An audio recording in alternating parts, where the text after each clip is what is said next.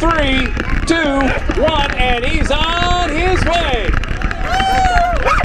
The snow actually on the trail is really good, even though you don't see a lot of snow around here. I was on it on a snowmobile. It's perfect for this. The conditions are great. We have a little snow falling right now, which will cover the trails and make it a little more slippery, which is awesome. Perfect conditions. Could be a little cooler for the dogs, but as a musher, I'm happy with 10 above.